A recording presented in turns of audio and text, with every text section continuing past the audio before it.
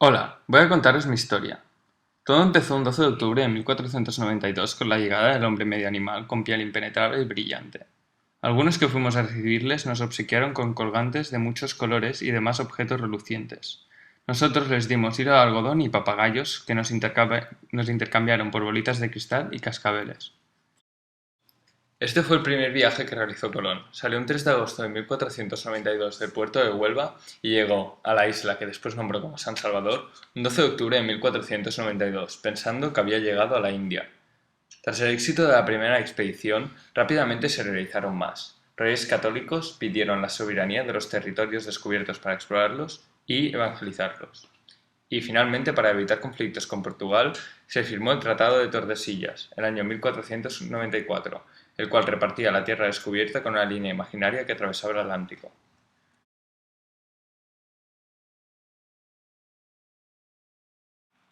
Después de haber explorado y colonizado las islas caribeñas, Hernán Cortés desembarcó en territorio mexicano habitado por aztecas. Acto seguido, él y sus tropas conquistaron la península de Yucatán, exterminando así cualquier tipo de civilización indígena. 13 años más tarde, otro conquistador de la época, Francisco Pizarro, dirigió la conquista del Imperio Inca junto a Diego de Almagro. Los territorios conquistados fueron incorporados a la corona de Castilla. La lengua, la cultura, la religión y las leyes castellanas se implantaron. Finalmente se fundaron dos virreinos, Nueva España y el Perú. Una vez establecidos, la corona repartió las tierras entre los colonizadores para cultivarlas utilizando el sistema de encomienda. Este sistema consistía en que un colón se encargaba de un grupo de indígenas que estaban obligados a pagar impuestos. A cambio de los impuestos, los colones les ofrecían instrucción religiosa, protección y alimentos.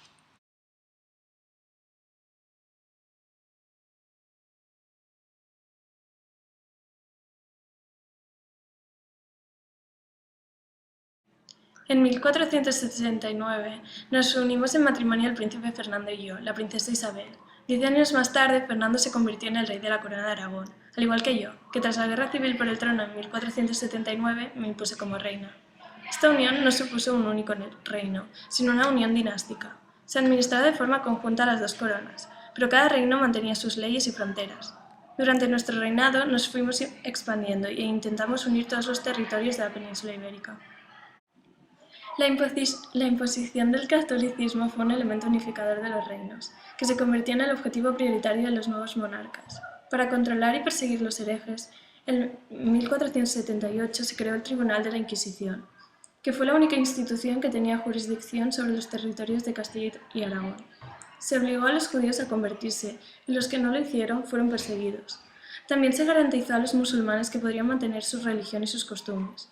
Por otro lado, se impusieron los bautizos obligatorios. Más tarde, en 1502, después de una serie de revueltas, se obligó también a los musulmanes a convertirse. La Corona de Aragón continuó su política tradicional de intervención en el Mediterráneo. Yo mismo, bajo el comando de Gonzalo Fernández, conquisté el reino de Nápoles y Melilla en 1497, Ora y Burdia en 1509, además de las Islas Canarias. Los reyes católicos se propusieron imponer la autoridad del rey a todos los territorios de la corona y dictar una serie de reformas con finalidad de extender su poder, como por ejemplo la Constitución de la Observancia. Nuevas instituciones, por otro lado, como el Virrey o el Consejo de Aragón. Se solucionó en 1486 el conflicto de los agricultores con la sentencia arbitral de Guadalupe. Posteriormente se consolidó el poder real, con la creación de la Santa Hermandad, la instalación de consejos, la creación de la Real Audiencia y la Contaduría Real de Hacienda.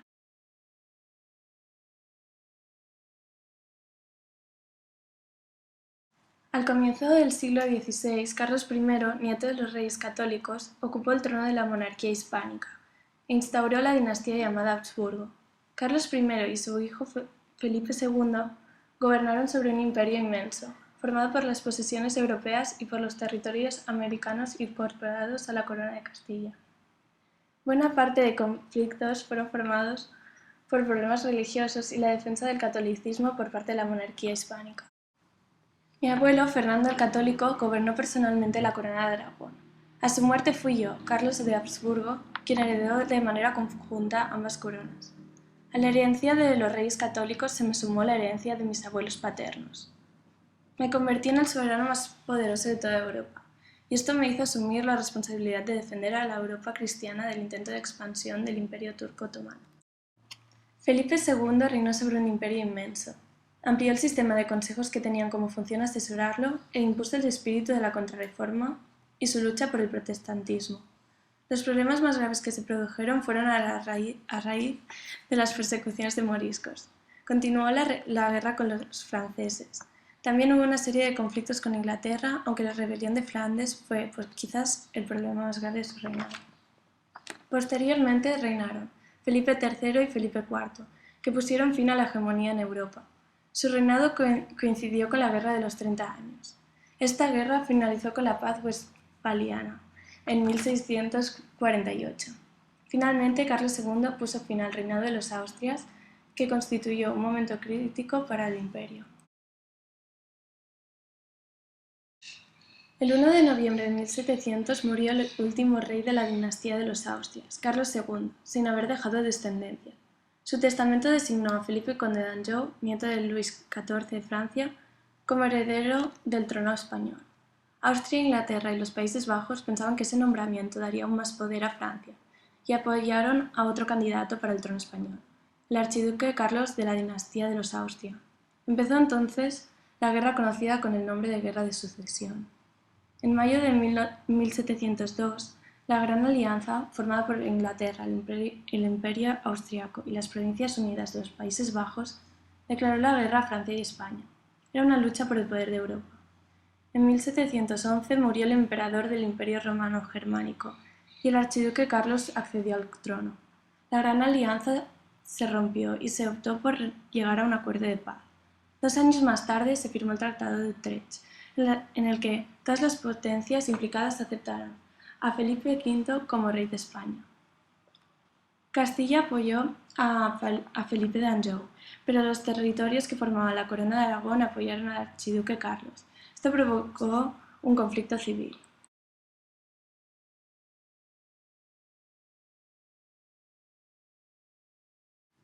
Las 13 colonias inglesas fueron las primeras en el siglo XVIII en poder constituir un gobierno basado en la igualdad.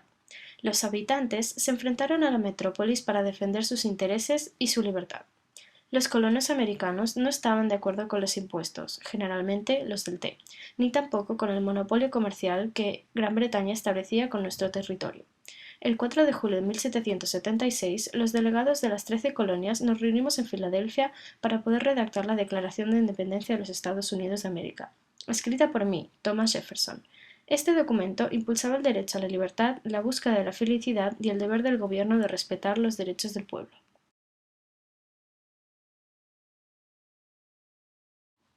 La guerra contra la metrópolis recibió ayuda europea. Gran Bretaña no reconoció la independencia de los Estados Unidos de América hasta 1783, cuando perdieron en la guerra de Yorktown. George Washington fue proclamado el primer presidente de los Estados Unidos de América. En 1787 se escribió la primera constitución de la historia que aseguraba la separación y el equilibrio de poderes, un gobierno republicano y una estructura federal. El gobierno federal tenía la responsabilidad de defender el país, las finanzas y de crear la nueva moneda.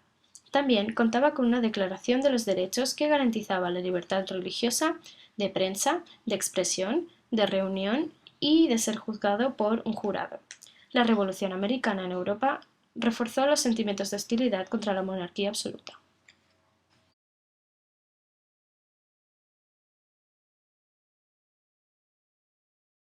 (1789) Francia se encuentra en una profunda crisis económica y social.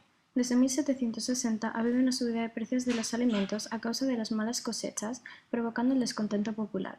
La burguesía, enriquecida por el crecimiento económico del siglo XVIII, quería acabar con el antiguo régimen ya que sufrían una marginación política, es decir, no podían ocupar cargos políticos. Además, la monarquía estaba sumida en una crisis financiera provocada por los gastos elevados de la corte y la ayuda económica a la independencia de los Estados Unidos de América. La solución era hacer una reforma fiscal que obligaba a los privilegiados a pagar impuestos. Esta reforma no se llevó a cabo porque el monarca no quería descontentar a su soporte social principal. Nos negamos a pagar impuestos y exigimos a Luis XVI que convoque a los Estados Generales porque son los únicos que pueden aprobar una reforma fiscal. En 1789, los Estados Generales se reunieron en Versalles presididos por el rey y formados por nosotros, los privilegiados, el clero y el tercer estado. El tercer estado pidió una doble presentación, deliberación conjuntiva y voto por persona, ya que eran la mayoría. Lo que se quería conseguir con esta reunión era la soberanía nacional, que admitiría que los diputados de los Estados Generales representasen la voluntad de la nación.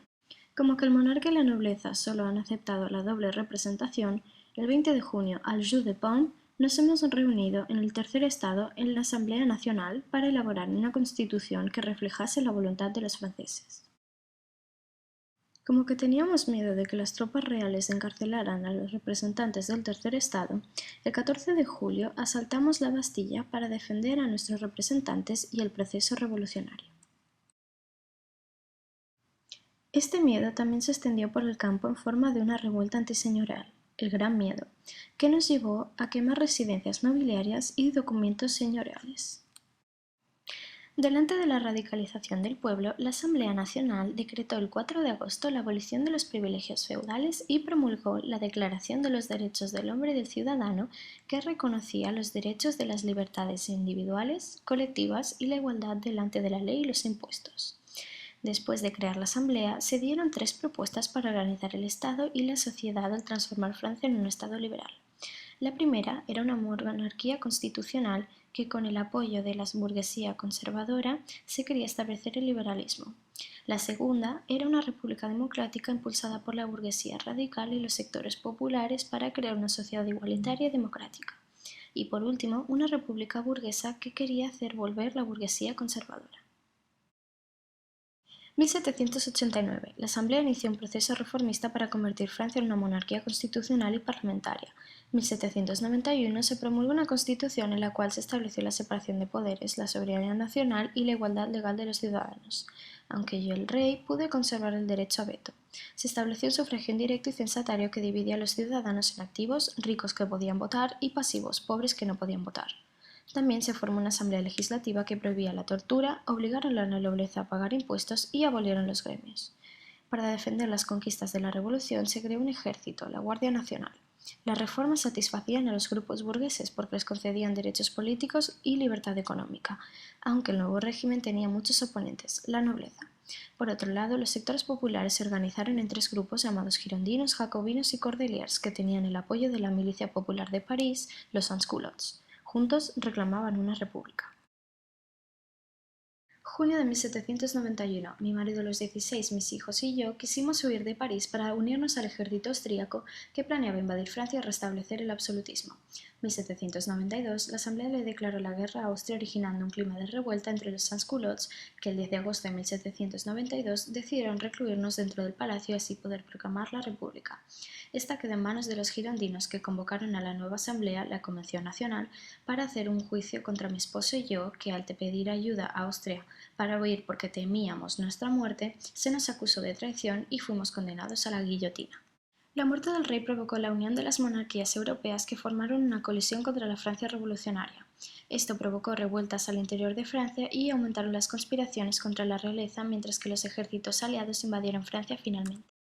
1793. Los jacobinos conseguimos el poder. Yo, el ejecutivo de un comité de salvación pública, Maximilien Robespierre, he promulgado una nueva constitución basada en la democracia social, estableció una soberanía popular, el sufragio universal directo y el derecho a la igualdad. Para responder a la amenaza, organizó un ejército e impulsó una política del terror. Suspendí todas las libertades y un tribunal revolucionario castigaban a la prisión o a la muerte a los acusados de ser contrarrevolucionarios, ley de los sospechosos.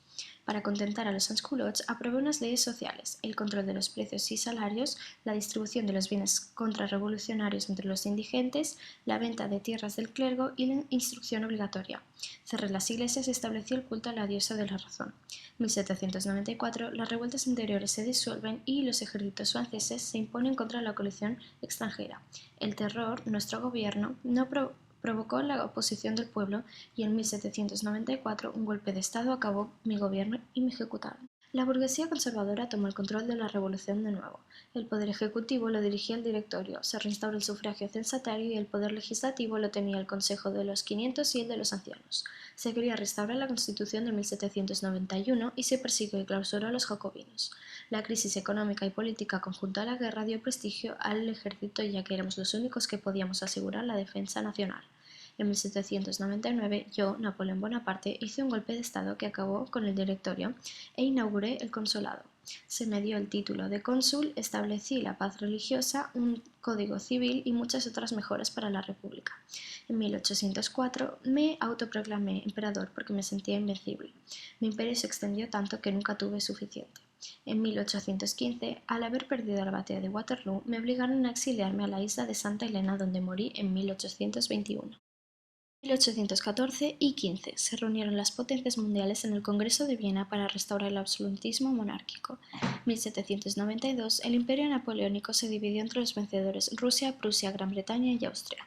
En 1815 se creó la Santa Alianza, que era un pacto que declaraba que los monarcas europeos se ayudarían entre sí ante cualquier amenaza de revolución liberal.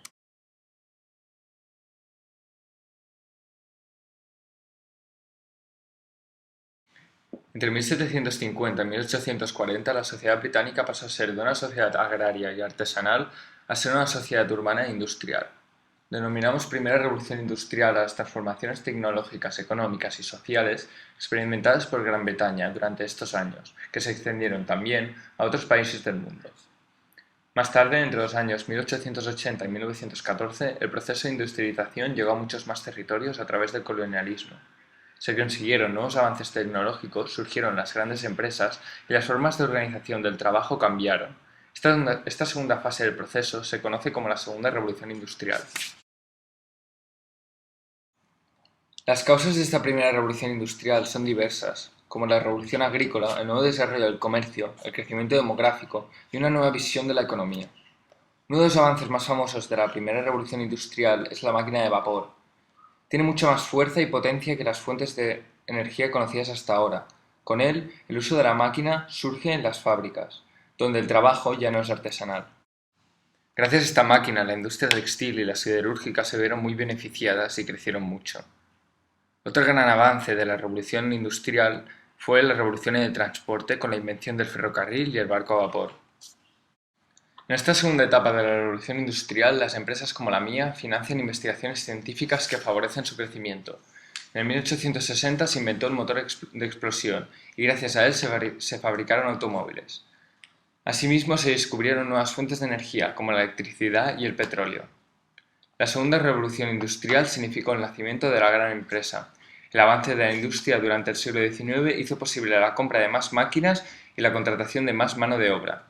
Se formaron muchas sociedades anónimas y surgieron diversas modalidades de concentración empresarial y del capital. También, para incrementar los beneficios, las empresas buscaron nuevas maneras de aumentar la productividad.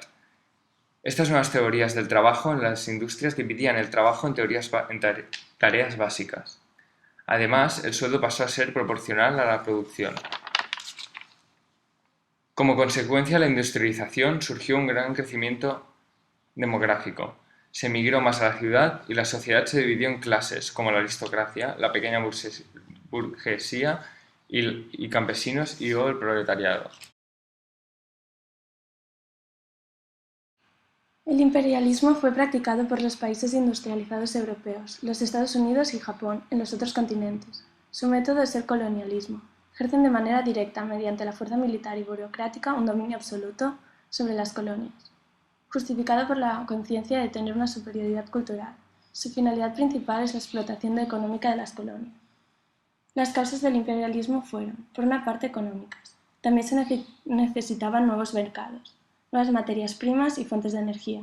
Otra causa fue la importancia estratégica de poseer territorios que facilitasen el comercio colonial. Por otro lado, también fueron demográficas, ya que necesitaban nuevos territorios que acogieran el excedente de población. Sin embargo, la causa principal fue la voluntad de convertir el propio país en una gran potencia mundial. Usaban como excusa la inferioridad cultural de los indígenas y la obligación moral de los europeos de civilizarlos. Se produjeron diversos conflictos entre potencias imperialistas, como la Conferencia de Berlín, 1884-1885, que establecen las reglas del reparto del mundo y se acelera la colonización de nuevos territorios. La paz armada. Este periodo, caracterizado por una intensificación de las tensiones entre las potencias imperialistas, desemboca en la Primera Guerra Mundial. Las consecuencias del imperialismo fueron muy numerosas. La más impactante fue la Primera Guerra Mundial, pero también hubieron consecuencias económicas, demográficas, sociales, culturales y políticas.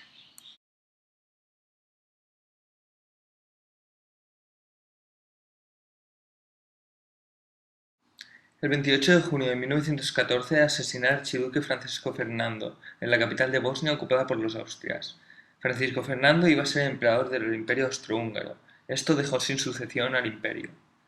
Después, Austria acusó a Serbia de haber provocado el homicidio, le declaró la guerra y le dio un ultimátum en el cual planteaba sus exigencias. Serbia se negó, los eventos se precipitaron y en una semana la guerra se expandió a otros países. Rusia intervino para proteger a Serbia y declaró la guerra a Austria. Entonces Alemania, aliada de Austria, declaró la guerra a Rusia y a Francia, también aliada de Rusia. El Reino Unido declaró la guerra a Alemania y al Imperio Austrohúngaro cuando en las dos primeras batallas invadieron Bélgica, país aliada de Francia. Al principio del siglo XX, las rivalidades económicas, coloniales y nacionales entre los estados europeos desembocaron en una gran cantidad de tensiones y en una carrera para ver quién se armaba antes y mejor. Todo esto acabó en lo que hoy se conoce como la Primera Guerra Mundial, entre 1914 y 1918. La guerra movilizó no solo los ejércitos, sino también los países. Las causas principales de este enfrentamiento fueron las políticas de imperialismo y nacionalismo de los estados. La Primera Guerra Mundial fue nombrada por los contemporáneos como la Gran Guerra, ya que nunca había habido una guerra que había involucrado a tantos países y personas. La guerra duró 4 años, 1914-1918, y tuvo diferentes etapas. La primera, guerra de movimientos, consiste en los rápidos movimientos bélicos alemanes que intentaron para atacar Francia a través de Bélgica y Luxemburgo, aunque finalmente fueron detenidos en la batalla del Marne por Inglaterra y Francia. A frente oriental, los alemanes derrotaron a los rusos, pero estos reaccionaron y llegaron a las puertas del Imperio Austrohúngaro. Después de estos intentos de sorprender con movimientos rápidos, llegó la etapa más lenta y dolorosa de la guerra, también conocida como la Guerra de Trincheras. Se abrieron trincheras desde Suiza hasta el Mar del Norte. Para este momento de la guerra se necesitaron más soldados y por eso se tuvieron que buscar más aliados. La Guerra de Trincheras tuvo un elevado coste humano, 1.000.000 de bajas entre los aliados y 800.000 para los alemanes. La última etapa se la conoce como la Crisis de 1917. Esta significó el final de la guerra. El Tratado de Brest-Litovsk entre Alemania y Rusia cedía bastantes territorios bálticos y también la retirada de Rusia. Sin embargo, Estados Unidos intervino debido a que los alemanes hundieron un transatlántico estadounidense.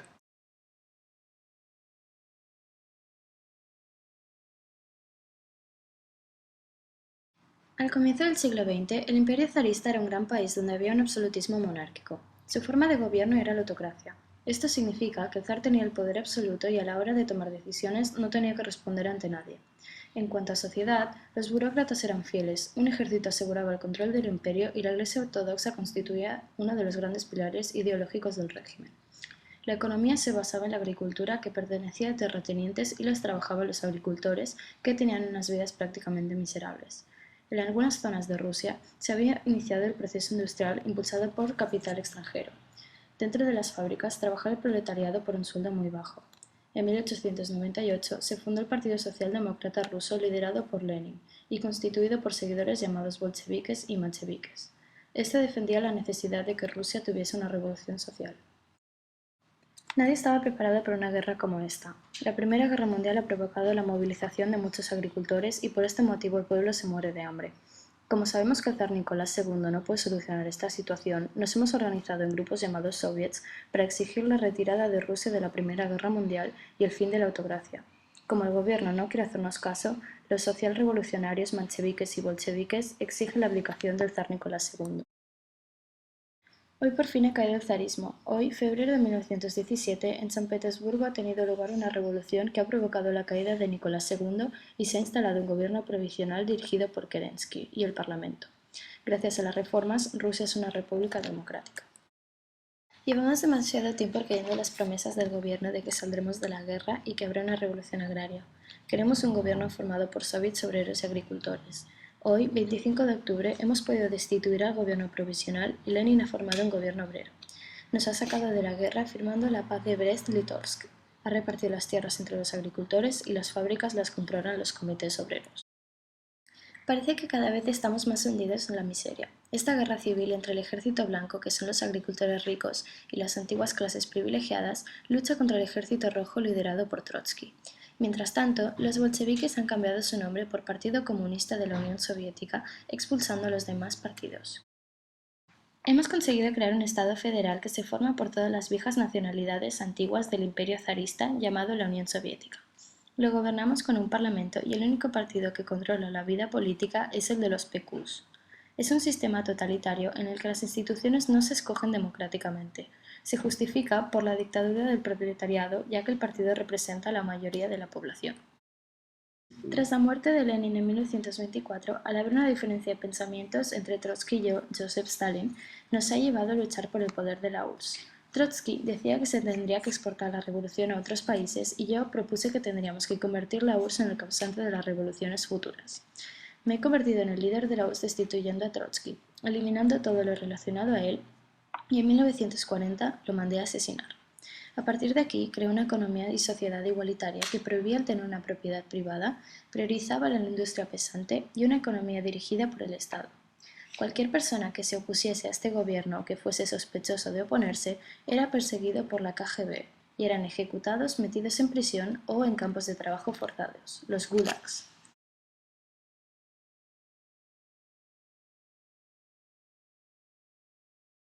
Tras la pérdida de Alemania en la Primera Guerra Mundial, Estados Unidos de América firmó el Tratado de Versalles en el que se obligaba a Alemania a pagar todos los costes de la guerra.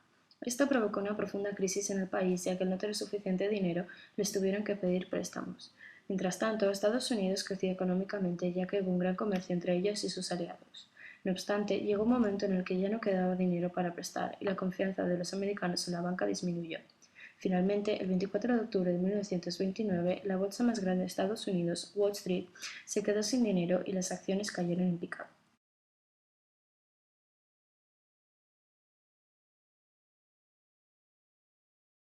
La causa directa de esta Segunda Guerra Mundial fueron los pensamientos e ideales fascistas. Durante los años 30, la política expansionista de Hitler hizo estallar la Segunda Guerra Mundial. Desde que obtuvo el poder en el año 33, Alemania llevó a cabo diversas acciones que crisparon su relación con el resto de Europa, ya que rompían con lo que se había pactado en el Tratado de Versalles. En el 38, Hitler ocupó y anexionó a Austria. Más tarde, aquel mismo año, se reconoció también la anexión de Alemania de la región checoslovaca de Sudetes. Un año más tarde, Hitler rompió el pacto y ocupó Checoslovaquia. Después de la Primera Guerra Mundial, Polonia había obtenido muchos territorios alemanes y Hitler ambicionaba este país. Por esa razón, en el 39, con el objetivo de invadir Polonia, Alemania consolidó una alianza con Italia y firmó un pacto de no agresión con la URSS. En septiembre del 39, el ejército alemán inició la invasión de Polonia mientras la URSS ocupaba la parte oriental del país. Francia y el Reino Unido respondieron a Alemania declarando la guerra. En el 41, Estados Unidos se unió a la guerra tras el ataque de Japón al Pearl Harbor. En el 1943, los aliados consiguieron el control del norte de África, desde donde hicieron la invasión de Italia, que provocó el derrocamiento de Mussolini. Aquel mismo año, el Ejército Rojo derrotó al ejército nazi en Stalingrado debido al fuerte invierno ruso, que derrotó a 2/3 partes del ejército alemán y empezó a avanzar hacia Alemania. En el 44 se produjo el desembarco de Normandía, con el que los aliados pudieron ocupar parte de la costa francesa, deshacer el frente occidental alemán y liberar París. Finalmente, en 1945, Berlín fue asiada y Hitler se suicidó, hecho que provocó la rendición de Alemania. Sin embargo, en el Pacífico, Estados Unidos había continuado avanzando hacia Japón. Ocupó las islas de Iwo Jima y Okinawa en el 45. Para derrotar a Japón de la manera más rápida posible y debido a un cambio de la presidencia de los Estados Unidos, se usó por primera vez un armamento nuclear.